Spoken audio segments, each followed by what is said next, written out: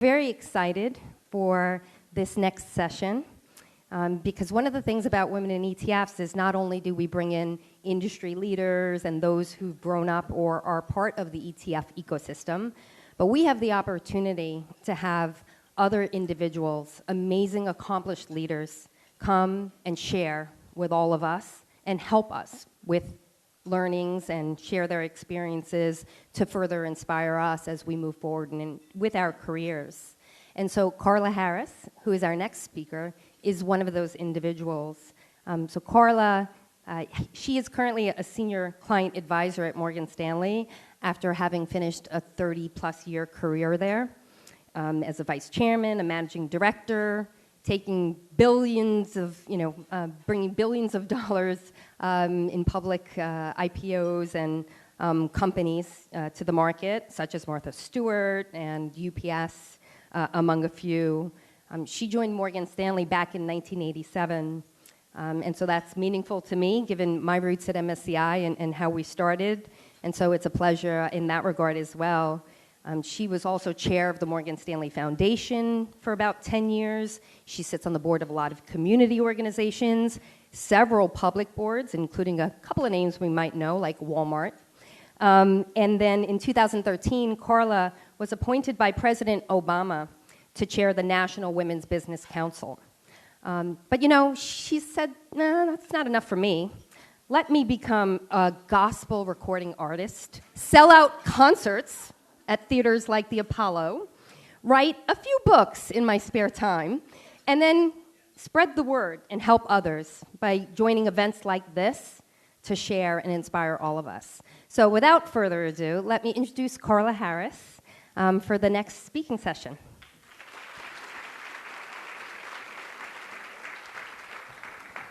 Okay, well, thank you, Christine, for that introduction, and good afternoon, women in ETF. And a few brave gentlemen. It is really an honor to be here today, and I just want to thank Debbie and Christine and Perry and others for inviting me to spend a few minutes with you to talk about what I like to call Carla's Pearls, my hard-earned and hard-learned pearls after being a woman on Wall Street as of this coming summer for 37 years. That's an amen. I dare say that I've learned a few things about not only surviving, but more importantly, thriving in the seat that you sit in or the seat that you aspire to sit in. And I'm really excited today that they asked me to talk about this subject of leadership, because we are in a very different environment than the one that I built my career in. I wrote the book Lead to Win. It was released in 2022, frankly, and it was provoked by the calls that I was getting in March of 2020, when we went into this shelter-in-place protocol. My phone started ringing off the hook, and I was hearing from leaders across all industries, people I didn't even know knew my name. And the questions that I was receiving was, how do I lead in this moment? How do I make sure that my team stays focused on the quarter? We still have to deliver a quarter. How do I help people negotiate the personal and the professional when it's all happening in the personal context? How do I make sure we don't go backwards with respect to all the work we've done on our culture or on DEIB? And I kid you not, I heard fear on the other side of the phone. I was clutching my pearls saying, oh my goodness, why am I hearing fear? And I realized why. We were in a very different environment, again, than the one that I built my career in. Because as you heard, I walked out of Harvard Business School in 1987. And the leadership backdrop for the late 80s and the early 90s was the my way or the highway type style. Y'all know the joke. Your boss says jump, your answer is how high? But you say jump to a millennial, they say why? So we're in a very different context, and millennials and Zers are now the dominant population in the workforce. And I had the aha that we had a little bit of a conundrum, because boomers and older Xers are the dominant players today in the leadership seat. But they are leading a population of millennials and Zers who have very different expectations. They have as table stakes transparency, inclusivity, and feedback. And let's face it, if you are a boomer, an older Xer, you didn't get a lot of feedback as you were building your career. You were told, keep your head down, work hard, if you don't get fired. That's how you know you're doing okay. But that kind of style and lack of transparency will not work in today's environment. So the question was, what do you have to do in order to be a powerful, impactful, influential leader in today's environment?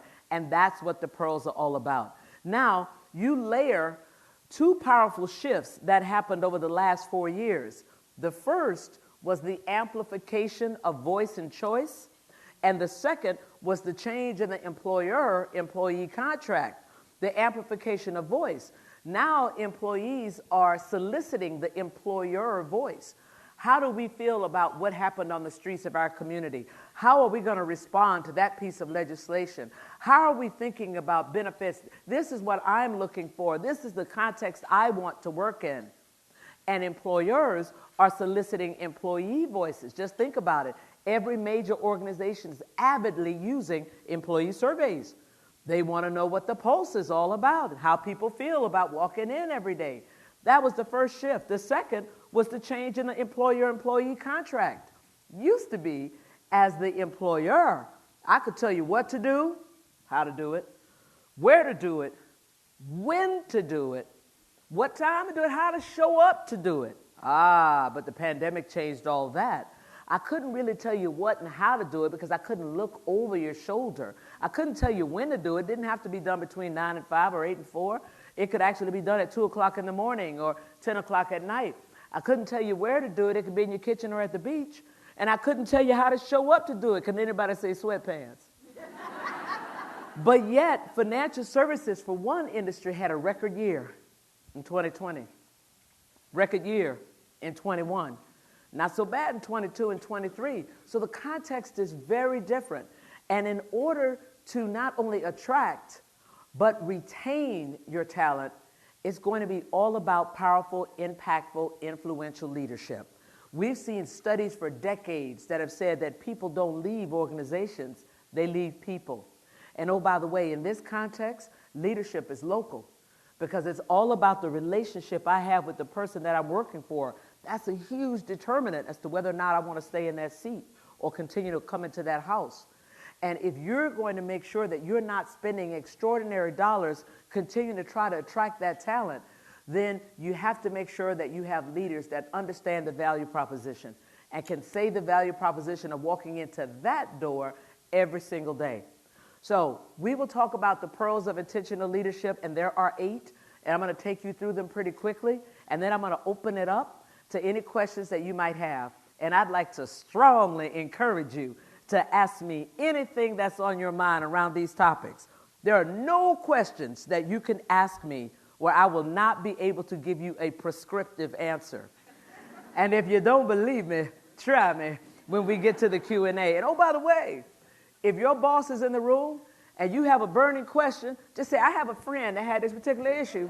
And they will never know whether it's your question or your friend's. So let's get started. The first pearl of intentional leadership is authenticity. Your authenticity is your distinct competitive advantage. Nobody can be you the way that you can be you.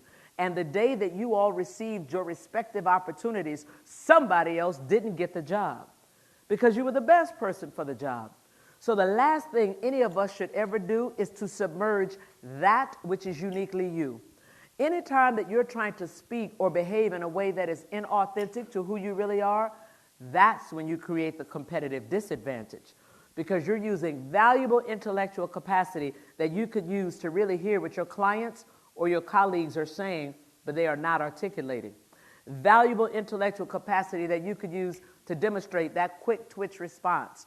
And valuable intellectual capacity that you could use to co-create with that person on the other side of the conversation. As quiet as it's kept, I've learned after almost 40 years on the street that most people are not comfortable in their own skin. So when they see someone who is comfortable and confident in their skin, they will gravitate towards you. They absolutely want some of that. Your success, like mine, depends upon your ability to successfully penetrate relationships. Well, the easiest way to penetrate any relationship is to bring your authentic self into that environment. When you bring your authentic self into that environment, people trust you. And trust is at the heart of any successful relationship. This was a very interesting pearl for me to acquire. As you heard from Christine, I am a singer. I've done 6 sold-out concerts at Carnegie Hall, 2 at the Apollo Theater, and released 4 commercial gospel CDs. But yet, when I first started in this business of financial services, I didn't want anybody to talk about the fact that I was a singer. I wanted to be known as a no-nonsense, hard-driving, analytical, quantitative investment banker. I'm not here to sing and dance, boys. Let's not get it twisted.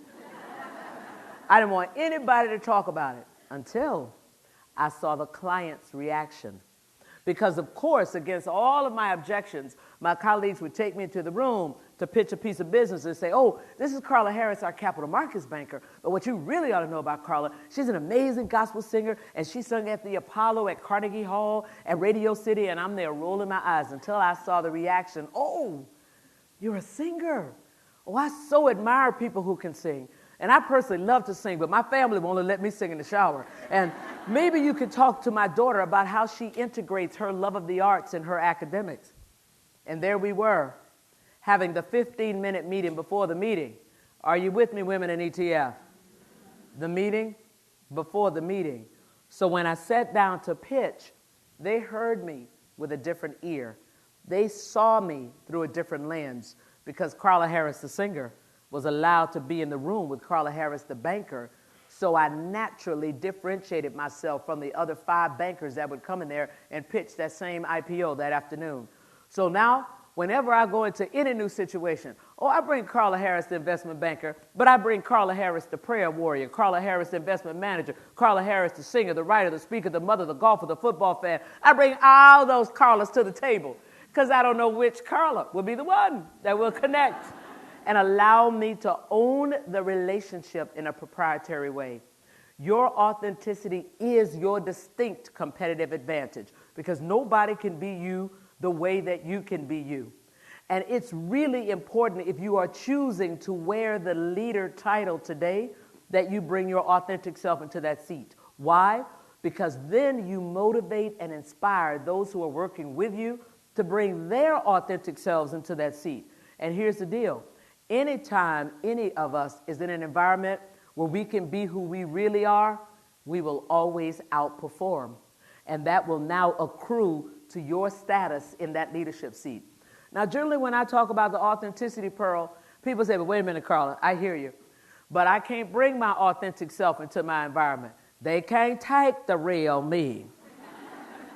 Here's how you bring all of you into any environment. Number 1, know who you are. And I don't say that lightly because I would argue that pre-pandemic, we were all running around such that we failed to say, who am I today relative to who I was in 2012, relative to who I was in 2015? And so if you haven't done it recently, you must, because there's not a person on the planet that wasn't impacted in some way by the COVID-19 crisis. There isn't a person on the planet that hasn't felt some kind of way witnessing the kind of social unrest on the back of racial inequities and other inequities that, frankly, we've seen around the world. So who are you today? That's number 1. Number 2, make sure that you understand and embrace the fact that we're all multifaceted. There's not just one you. There is an inquisitive you. There's an intellectual you. There's an argumentative you. There's a listening you. There's an expert. There's somebody who's learning. We're all multifaceted. Embrace that. Now, the third key to bringing all of you into any environment is now you can relax. Now you can relax. Because when you walk into any environment, you are now free so that you can feel the energy in the room and decide which facet. Is it the intellectual? Is it the listener? Is it the salesperson? Is it the argumentative person? You can literally decide in that moment which facet of you will connect authentically with the one person on the other side of the conversation, the 15 people in the boardroom, or the 400 people that are in the auditorium. You are literally free to feel the energy because you're not preoccupied with trying to speak or behave in a way that you think is going to put you in the pole position or be most impressive. The second pearl of intentional leadership is building trust. We're all working in an environment where innovation is the dominant competitive parameter across all industries. And that means as leaders, you are going into unknown territory. And all leaders understand that you cannot do it alone. You cannot do it alone. You will need somebody else's intellect, somebody else's experience, and access to somebody else's network in order to successfully prosecute any endeavor. And your teams know that this is something that you need, but if they don't trust you, they will not give you the benefit of their best thinking. They will not allow you to leverage their previous experience, and they won't let you into their networks, and everybody has a network. The only way that they will do that is that they must trust you. So the $64,000 question is, how do you build trust? Well, after almost 4 decades as a customer gal, I have figured out that the way that you build trust is that you simply deliver over and over and over again. And I'll tell you something else that I've learned. People will always tell you what they value. They will always tell you what they value. You need only ask the question and create the space where someone can define that which they value, and then you can strategize on how you deliver on that value proposition. I'd like to ask you right now to think about the people in your personal life that you trust. Maybe you're thinking about the folks that are taking care of your kids. Maybe you're thinking about the people who are looking after your parents. Maybe you're thinking about that one person, the only person you let get near your hair with a pair of shears. Or maybe you are thinking about that one restaurant that every time it's important, that's where you go because you know the food is consistently good and the service is impeccable. Why do you trust them? They have delivered over and over and over again. I'll give you a quick example. I'm speaking to a prospective client. Client is going on and on and on about how much they love running. And I'm thinking to myself, how do I deliver on that value proposition? A couple weeks later, I send them an article and said, hey, here's an article that talks about how you can increase your endurance. I thought you might like that. Oh, by the way, have you tried the new Nike shoe? I understand it has unbelievable support. I have a friend that works at Nike. They can walk you through the attributes of the shoe because I understand that there's currency and connections. Oh, by the way, you're running in the Berlin Marathon? I have a group of friends that are already there. Let me connect you so that when you land, there's a community that you can engage with. If you don't already know, 2 of the most important words in today's business ecosystem is community and engagement. And then lastly, I say, do you have a good orthopedic surgeon? Every runner needs an orthopod on speed dial. 4 things I try to do before I ever ask for anything. So in this case, when I finally asked for a piece of business, the client said, well, you know, Carla, we like to spread our business around, and it's not Morgan Stanley's turn, but you've done A, you've done B, you've done C, you've done D. Maybe I can give you guys a little bit of this transaction. And ladies and gentlemen, that's all I need. It was a little bit of an opening. I can wiggle my hips through the rest of that and land and expand. But most importantly, they trusted me enough to give me the shot. People will always tell you what they value, but don't assume you know what it is. Always take the time to ask the question, and especially in the leadership seat. You don't know what each of your people are motivated by. So spend the time one-on-one to understand, is it money? Is it the title? Is it the public attaboy or attagirl, just to give you a few generalizations? But everybody's motivated by something.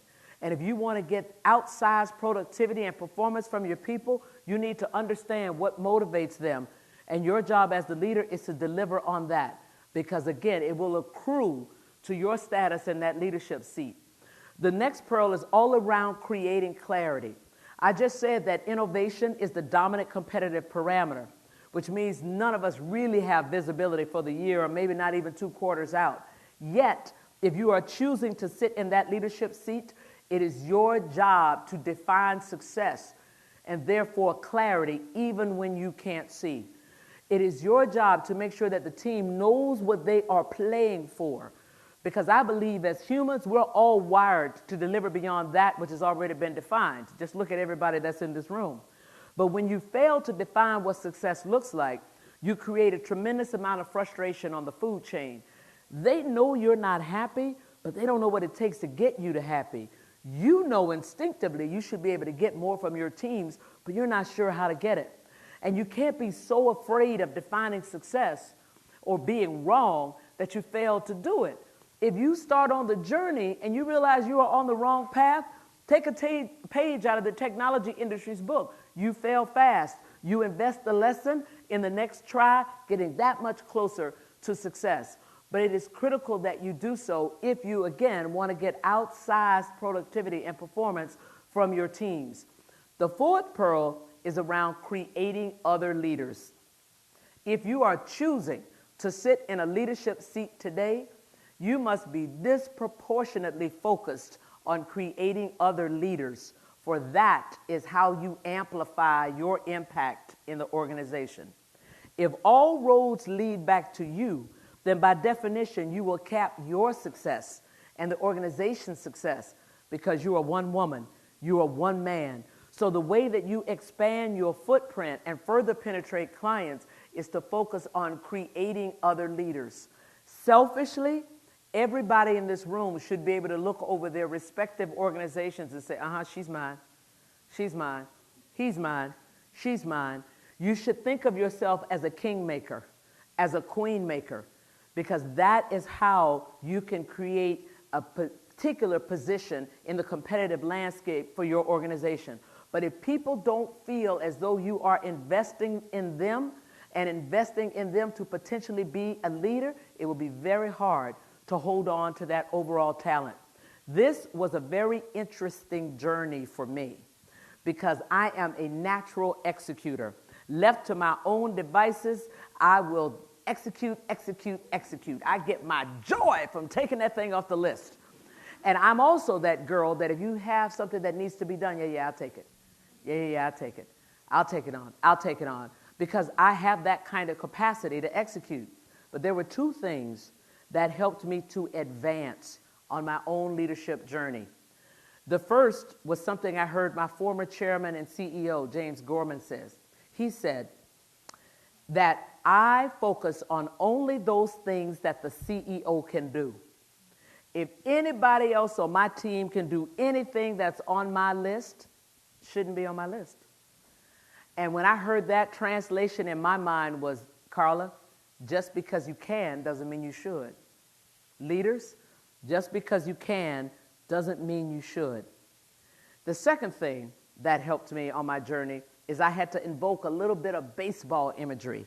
I said, Carla Harris, the outstanding capital markets banker that's executed hundreds of capital markets transactions, generated millions of dollars of revenue for the firm, she's standing on first base. But Carla, the visionary leader, the person that can motivate and inspire people to deliver beyond that which they thought they could do, the person that can take a blank sheet of paper and create 3 new products that are at the foundation of our new growth strategy, the person that can transform a culture amidst a tumultuous context, she's standing on second base. But Carla, you can't get to second base with your foot still on first. You have to be willing to let it go. And interestingly enough, people don't use the word loyal or loyalty in the same sentence with millennials and Zers. But interestingly enough, they are incredibly loyal when they know someone is investing in them. And another great leader that's in my network said to me one day, no leader can be successful if their people aren't pulling for them. I want you to think about that. No leader can be successful if their people aren't pulling for them.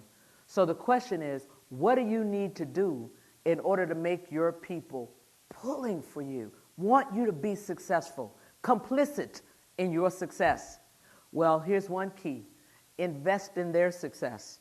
Because when people know that you are investing in their development, that you are investing in their potential to be leaders, then they will start rooting for you and for your success. And as I said a few minutes ago, nobody can do it alone. Nobody can do it alone. The fifth pearl is around diversity.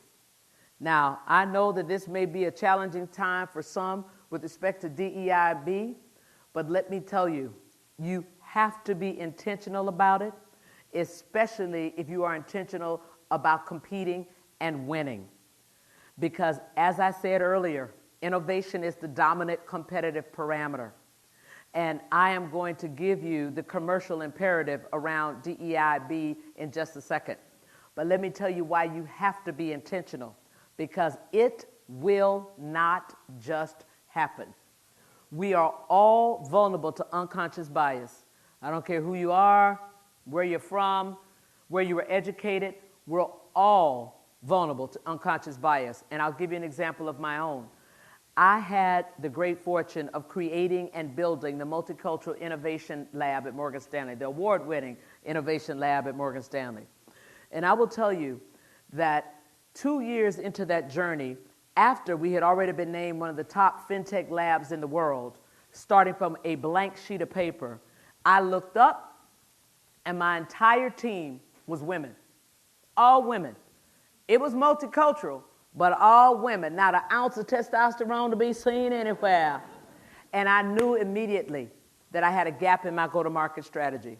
Because if you have homogenous thinking at your decision-making table, you will have a gap in your go-to-market strategy, and it will expose you unnecessarily to outsized competitive threats. So after that, I became very intentional about making sure that the next 2 hires on the team were men. And from that day to this one, we've been very intentional about making sure that all voices were represented at that decision-making table.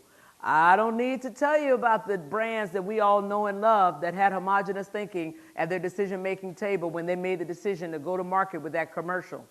I don't have to tell you about the brand that we all know and love that had homogenous thinking at their decision-making table when they were putting together their policies and procedures that did not anticipate what could happen on the ground in their stores. And here's the commercial imperative.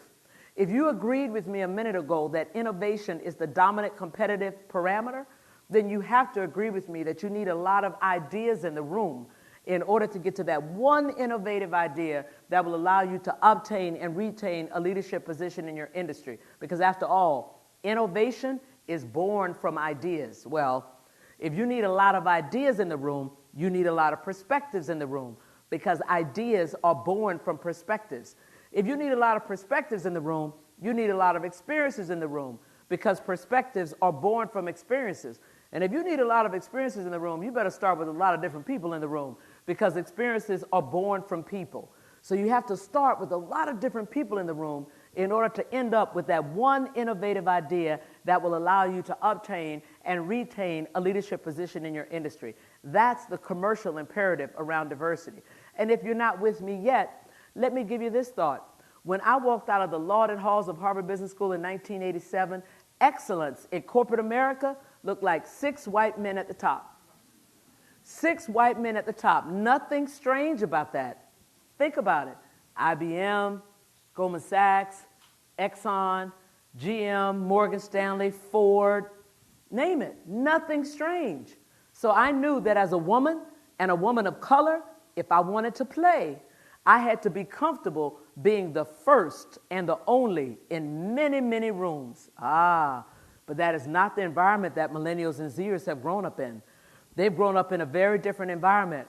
They have grown up in an environment where they have seen women lead. They might have a mother that's a CEO.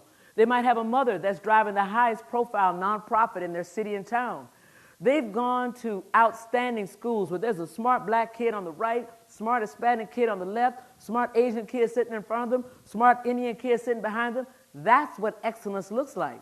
So if they don't see their definition of excellence in the organizations that they're choosing to join, they won't go. And if they go, they won't stay. And that will now compromise your objective to be the employer of choice in the space. And then my final argument for you is that it used to be that companies had 3 primary constituents: the shareholders, the employees, and the customers. And each of them had a powerful tool. Your shareholders, they could sell your stock. Your customers could vote with their feet, not buy your products and services. And your employees, well, they could quit. But today there's a 4th constituent, and it's called community. And it's not local, it's global. And it too has a powerful tool. It's called social media. Within seconds, you could have massive brand degradation. Within seconds, you could lose billions of dollars of market cap. So it's important that you are intentional about it in the environment that we're in now. The next pearl is around innovation. Now, I know I've said at least 7 times that innovation is the dominant competitive parameter. But if you're choosing to sit in the leadership seat today, it is your job to teach your teams how to innovate. How do you teach people how to innovate? You better teach them how to fail. Because if people are deathly afraid of failing, they will never reach far enough to truly innovate. And that will compromise your competitiveness. How do you teach them how to fail?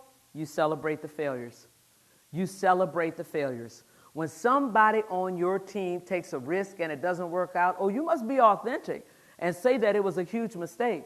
But you must also, in the same breath, say, oh, that was a huge mistake, but let's give Dan a hand. Why? Because now we have these 3 pieces of information that we didn't have, that we can help to move our endeavor forward. Because if people believe that you're going to have a markedly adverse reaction, then please know, or if you do have a markedly adverse reaction, please know that person will never go there again. And the people who are directly and indirectly witnessing that conversation, they're not going to go there either. And that's going to compromise your ability to be innovative as a team or as an organization. When your people know that you value the try, they will try, fail, iterate, try, fail, iterate, try, fail, innovate. So it's important that as a leader, you are intentional about creating the culture that says you value the try. And you also want to make sure that as a leader, you create the culture where people feel that they can speak truth to power. Because if they think there's going to be a penalty for telling you the truth, they just won't tell you. And when you are sitting on top of an organization, you need the information. So you have to create an environment where people want to give you that information, no matter how bad the information might be. And then the 7th pearl is around inclusivity. Before we went into this shelter-in-place protocol, I had the privilege of traveling all over the world. And generally, when I went to a company's campus or headquarters, they would say, well, since you're here, can you spend some time with the CEO and his or her direct reports? And invariably, behind closed doors, the question that would come up is, how do you show up as an inclusive leader? I understand it in my head, I get it in my heart, but how do you walk the talk? If you want to be seen in your environment as an inclusive leader, you simply solicit other people's voices. Solicit other people's voices. I'd like you to try this the next 4 times that you bring your teams together. I'll get us started in this conversation, not because I'm the smartest person in the room, but I'm the most seasoned, not old, person in the room. So I'll get us started here. Now, Abby, I'd like you to add on to this argument. Bill, I'd like you to add on to what Abby has said. Now, Chandra, I want you to play devil's advocate. Blow up this argument. Show us the gaps. Talk to us about that. Damon, I'd like you to add on to what Chandra has said. What have you done? You've done 2 very important things as a powerful, impactful, influential leader. The first is that you said, I see you. You invited each of them into the conversation by name, to stand shoulder to shoulder with you as a leader, to try to develop new results, new ways of engaging with clients, finding new clients. And guess what? Who doesn't value being seen by the boss? The second important thing that you've done is that you said, I hear you. Not only did you invite them into the conversation by name, but you invited them specifically to support or refute the argument that was on the floor. And guess what, ladies and gentlemen? Everybody values being heard. Everybody values being heard. When you say to anyone, client or colleague, let me repeat what I think I heard you say, or did I understand you to mean, the person is now thinking, wow, she heard me. Wow, he was listening. And you are generating immediate currency that you can now reinvest back into that relationship, further strengthening your relationship currency. And we all know relationship currency is valuable for 3 reasons. Number 1, it gives you the ability to make the outsized ask. While clients like to spread their business around, if you have strong relationship currency, you will always get more than your fair share. The second thing that it does, it allows you to reach through that relationship into new opportunities. Because when you're doing an extraordinary job for your clients, they will sell it for you. They will tell it. And as you all know, it doesn't get any better than that, than having your clients sell for you. And the third thing that relationship currency does for you, it gives you the great mea culpa. Obviously, at some point, there may be an infraction in that relationship. But if you have strong relationship currency, you live to fight another day. But here's the intended consequence of what you've done. You have now, everybody on your team has their fingerprints on the blueprint. Everybody on your team is now equally invested in the success or failure of that endeavor. And as leaders, you know that it doesn't get any better than that. And then the last pearl of intentional leadership is voice. If you want to be a powerful, impactful, influential leader in today's environment, you must be willing to call a thing, no matter how bad the thing might be. And I would argue the worse the thing is, the more important it is that you give voice to it. Because when you fail to give voice to it, now you undermine all of your efforts to demonstrate your authentic self. When you fail to give voice to it, now you're not being transparent. And transparency is a critical ingredient to trust. And we've already talked about why trust is so important in today's environment to your success as a leader. So it's critical that you call it, and especially you call it. But you know what I figured out? The reason that we don't call a thing is that we're scared. We're just scared. It's fear. And hear me clearly, women in ETF, fear has no place in your success equation. Fear has no place in your success equation. Anytime you approach anything in your life, personally or professionally, from a position of fear, you will always underpenetrate that opportunity. And anytime I feel it creeping up the back of my neck, I just remind myself of that old Southern saying, fear is just false evidence of things appearing real. It's really not there. What's the worst that can happen if you take a risk and it doesn't work out? So you fail. But guess what? Failure always brings you a gift. And that gift is called experience. Now you know how to do it better. Now you know how to do it differently. Now you know how to do it successfully. At the margin, it is always worth taking the risk. And in these kinds of environments where companies are trying to figure out how to be even more competitive or how to enhance margins, especially in this volatile world full of uncertainty, many of us will be asked to do things for the very first time in our organizations or shown new opportunities. And if you are perceiving that new opportunity as a risk, ask yourself 3 questions. Will this new thing give you skills and experiences that you would not get if you stayed in your current seat another 12 months? Second question, will this new thing expose you to people, relationships, and networks that you would not get if you stayed in your current seat another 12 months? Third question, will this new thing now give you new branches on your personal decision tree of opportunity, i.e. you could go off and do some other things you wouldn't have been able to do if you stayed in your current seat another 12 months? If the answer to all 3 of those questions is yes, you should absolutely take the risk. And as I close, I want to leave you with this story.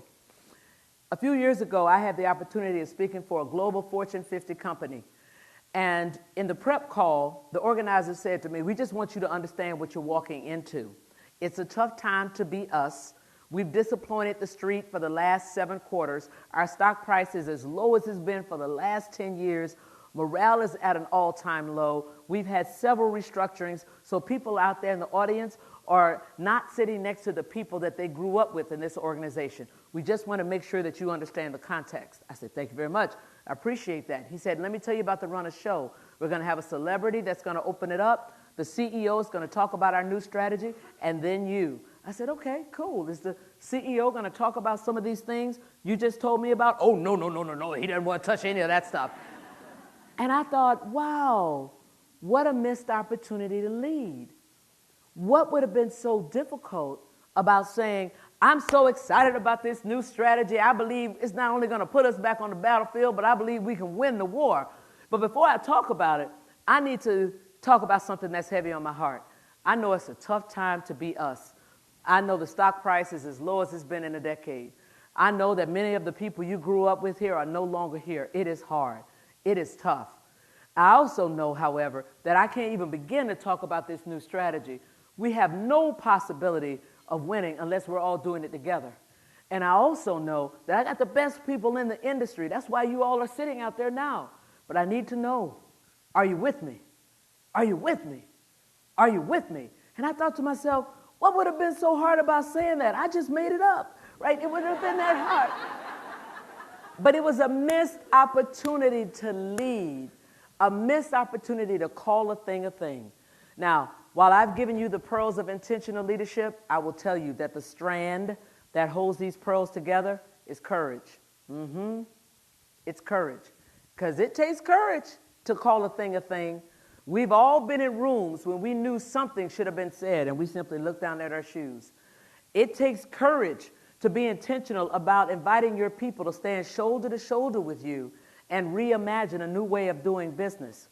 It takes courage to show up every day and teach people how to innovate and how to fail, especially millennials and Zers who are deathly afraid of failing, not having had the opportunity to develop the muscle of resilience in the same way that boomers and older Xers had an opportunity to do so. It takes courage to be intentional around diversity, especially in highly competitive, dynamic, fast-paced environments. It will not just happen. We're all vulnerable to the unconscious bias. It takes courage to create other leaders, especially if you are unsure of your own leadership trajectory. It takes courage to create clarity when you can't see. It takes courage to engage enough with people to earn and retain their trust. And it certainly takes courage to bring your authentic self into any environment, which is why so many people are challenged to do so. But if you want to be a powerful, impactful, influential leader in today's environment, you must expect and strategize so you can lead to win. Thank you for the privilege and the honor, and the floor is yours.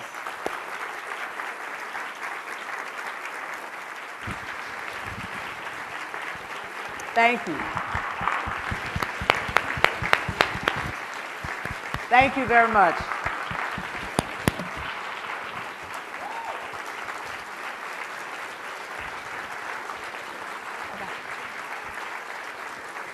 Thank you.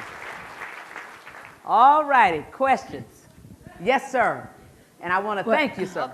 Hang on, wait for the mic. If the mic doesn't get to you, just yell it out. I'll repeat, no problem.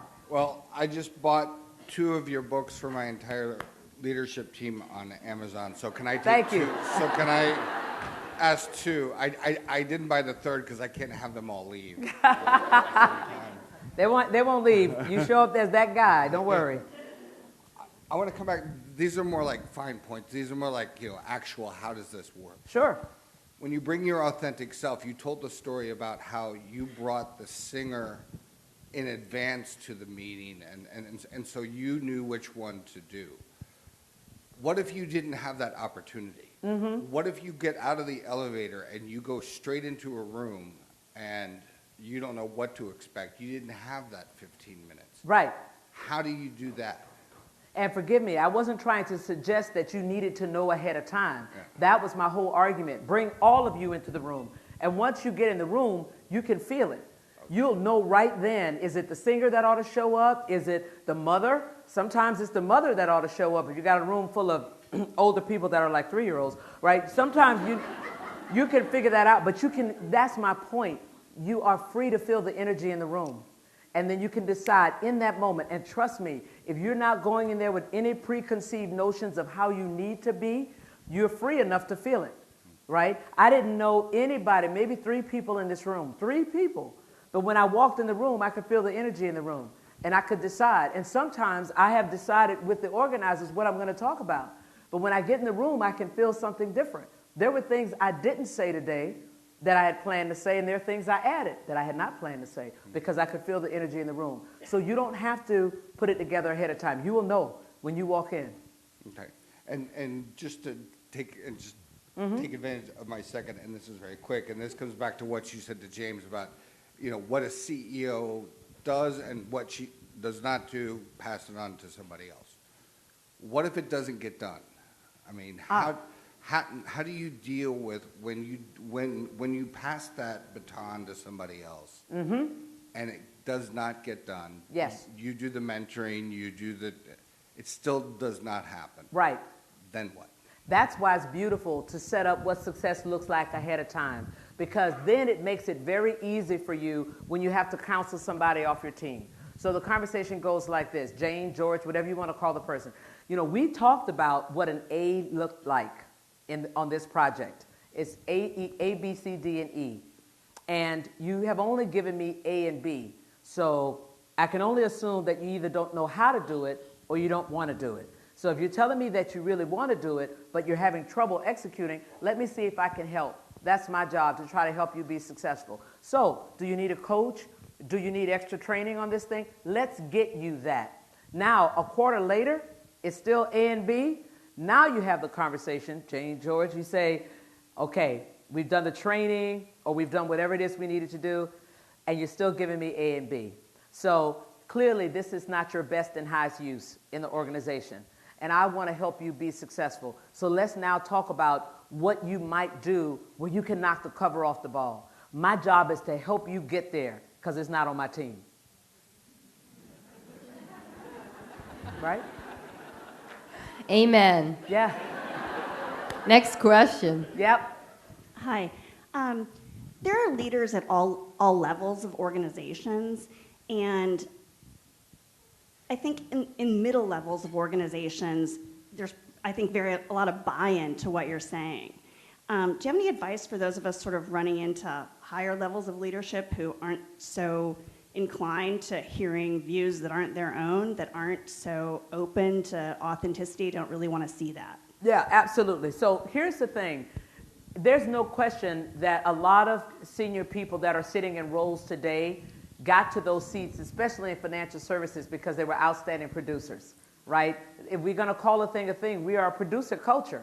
And if you were the top M&A banker or you were the top trader, you were not only rewarded with outsized compensation, but also with seats of leadership authority and managing other people's lives and careers without any training around how to do that. So if you are that leader that's right below that leader, you can show the right kind of behavior. Because here's the other thing that I've learned. Those same leaders watch.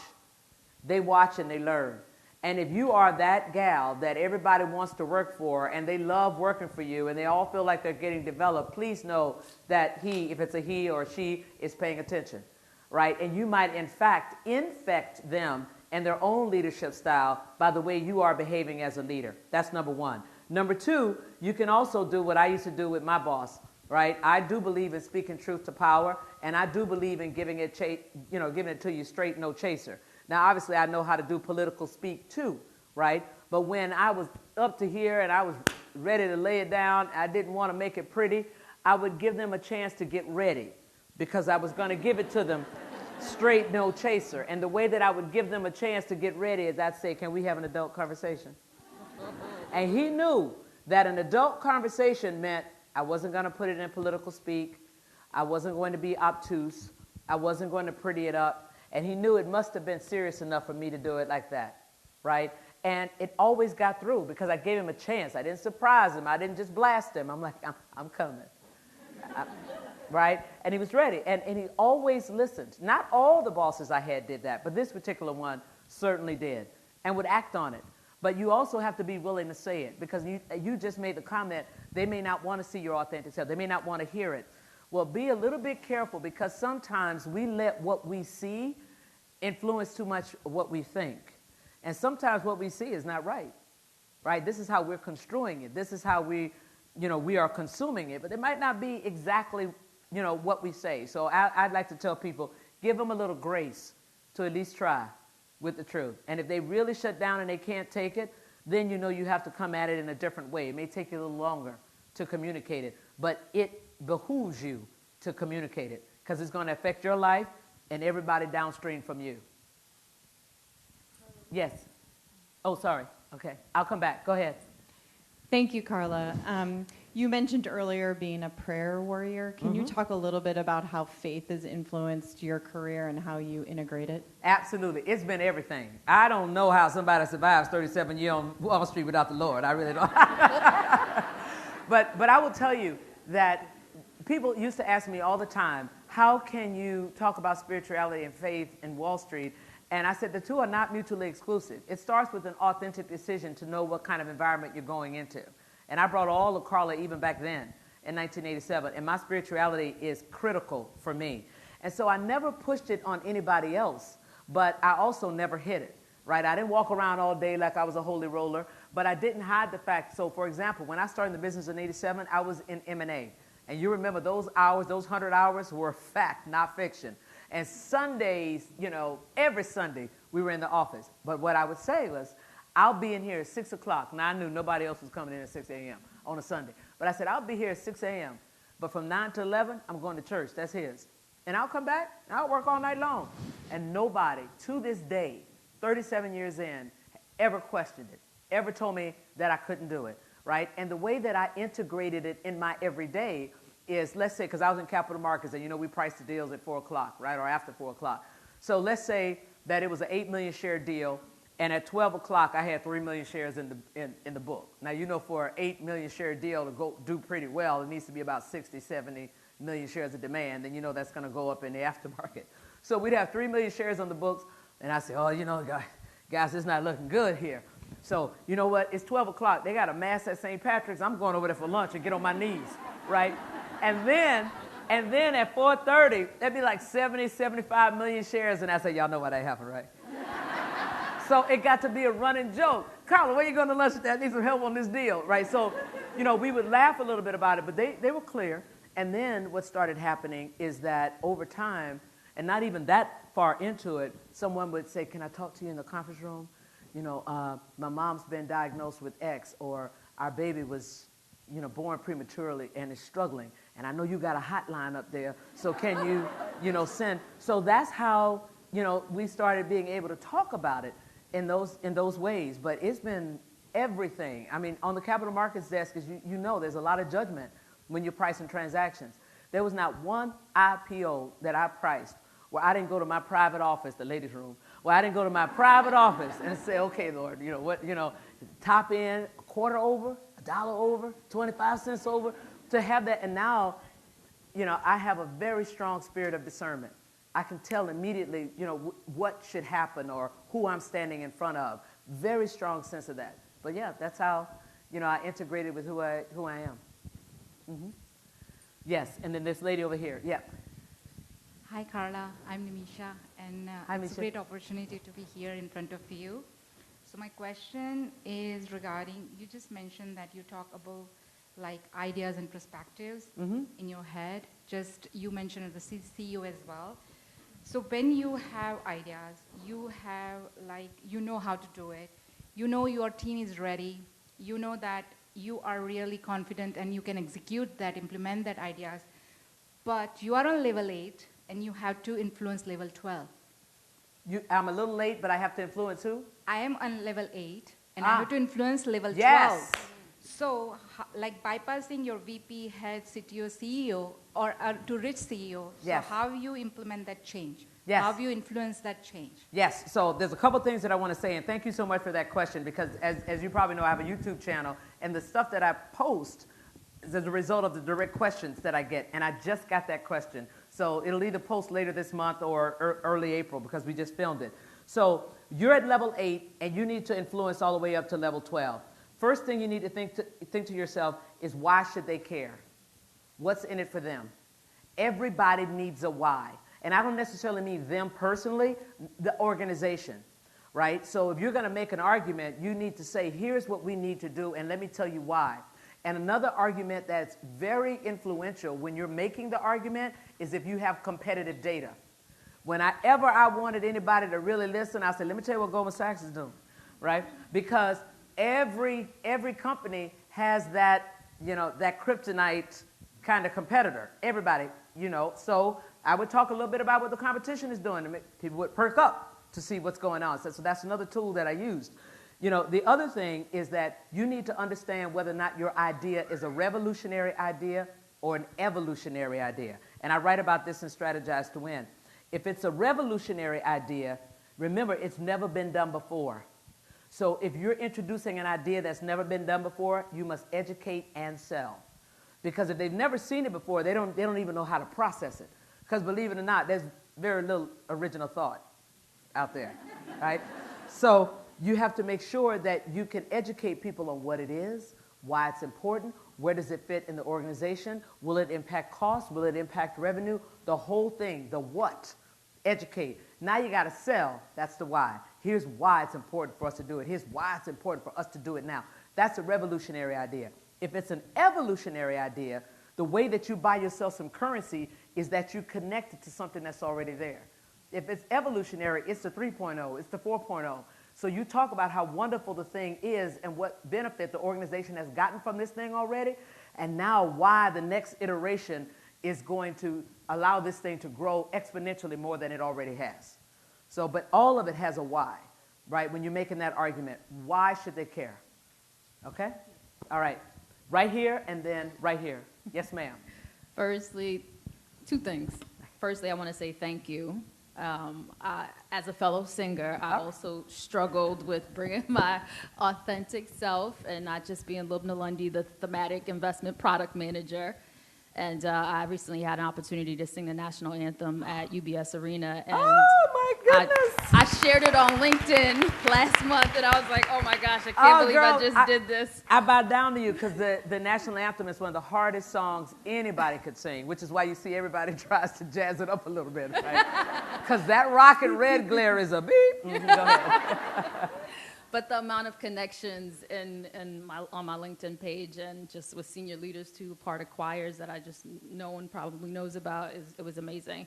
But as you talk about your YouTube channel and social media and the importance of it, what advice do you have for leaders, emerging leaders, about building their digital presence, their social presence? Well, that is something you have to be careful about because a lot of financial institutions, have some real strict rules around the social media piece. Because I'm now at a senior client advisor level, I am not under the same confines, if you will. Obviously, as a member of the firm, I have to be careful about what I do and what I say, but it's not the same as if I'm still in the deal business, on that side of it. So that gave me a little bit more wiggle room, but not much. I still wear the Morgan Stanley flag, so make no mistake, I got to be very careful about that. So I would say make sure that you can understand what you can do within the confines of your organization, and then sort of play within those confines until, you might have a different status or something like that. But that's not the only way that you get to play. And most firms have like a bright line between what you can do with firm assets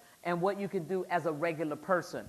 But even though if you're a regular person working in the financial services confines, I would still be careful because you got FINRA, SEC, you got all those kinds of things. So you have to really, really watch it. But understanding what the rules are is be the first thing I would tell you to do, and then you can play aggressively within the rules. Yep. Thank you. Mm-hmm. Thank you, Carla. I think you've just built a whole room of admirers for your thoughtfulness thank you. and wordsmithing. So I know there's only so many hours in a day, and we all have lots of great potential influences and experiences that we want to pursue. I'm just wondering if you could provide some thought around how you kind of narrow that down. There's clearly been... Oh, how you narrow it down or how you pursue what you've already figured out? How you narrow it down? Yeah, how you narrow it down, what you're going to do.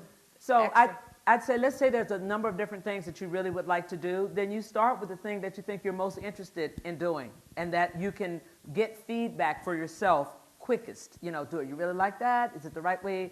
Do I like pursuing this? Is it fun? Is it giving me something back? Am I learning something from it? Because some things are going to give you feedback faster than others. So I would prioritize the things that you're going to get feedback from quickest. And then just one by one, pursue those things. Nobody said that you can't. You do the things that are going to bring you joy. And in chapter 9 of Expect to Win, I talk about balance. And I define balance as having something in your day every day that brings you joy. Because work is not always going to bring you joy. Your family or your personal life is not always going to bring you joy. What is that thing that's going to bring you joy today? For me, would it be singing or working on a song? Would it be actually getting a chapter done in a book? Would it be mentoring someone, which I love to do? Would it be spending time with my kids? I got young kids. I got an 8-year-old and a 3-year-old, right? So what is it that's going to really bring me joy today? And then prioritizing that, making sure you get that done because that then gives you the fuel to get the rest of the stuff that may not be that fun to do. But I would just knock them down. I didn't know I was going to be an author. Had no plans to write a book. Always had plans to sing, but I didn't record until about 12 years into my career, right? And then after then, a couple of years later, then I decided to do a Carnegie Hall concert. And then it all went from there. But meanwhile, the books were being written too, right? And then there are other things that the speaker, I didn't know I was going to be a public speaker, had no idea, no aspiration. If you had told me 25 years ago, Carla, your voice would be important in the world, I would have thought you meant my singing voice. Had no idea Carla the speaker was in there and never took a speaking class, Toastmaster, anything. She was in there. Right? But you can, once you keep trying things, then you'll find the thing that brings you joy. This brings me joy every day. If I could, as I said to Debbie and others, I would have loved to have been on this stage with Christine and did nothing but answer questions for an hour. Love it, love it, love it. All day, every day I would do it. Would almost do it for free. No, I'm just kidding. The banker in me won't let me do it. Carla, I think we're going to take one last question. Thank you so much. Any tips for when I bring the 20 versions of myself into a room and I'm not connecting, or you just kind of feel like it's not jiving? How do you start connecting when you don't feel like one of your authentic selves is Then there? all you do is focus on being the very best you can be, right? I can never control whether or not you're going to like me, but the thing I can't control is that I give you my best, right? So you hope you hope it's going to connect that day, but again, you got to know that it might not be you that day. It might have nothing to do with what you're bringing. You could be bringing excellence, but for whatever reason, that person's in a different space. But you can walk out of that room with the satisfaction of knowing that you gave your best. And sometimes they're not going to make the decision today, but they will remember the experience. So just remember that you curate every experience that you have with anybody. And if I'm coming in here giving you my best, even if you say, oh, I hated it or I didn't like it, then I got to respect your opinion. But I'm walking out satisfied knowing you got all that I had to give. I left it on the floor for you, whatever that meant. Right? And that's all you can do. If you don't feel like it's connecting, and remember, as I told the young lady over here, your feelings might not be right. All right? So you may be construing it wrong. I have had many times I've gotten off the stage and said, ooh, Lord, I don't know if that connected. And then by the time I get to the airport, my email is full. Oh my gosh, I can't tell you what you did for me today. Oh, blah, blah, blah. And I was inside thinking, oh, and wrong, just as wrong as two left feet, wrong.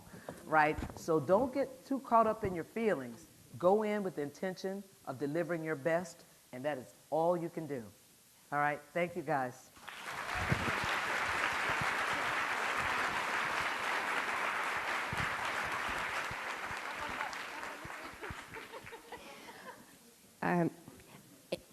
I don't know if I have any words to follow. So hopefully these flowers will do the trick. Carla, it was incredible. Incredible, and I think you can see by the audience. So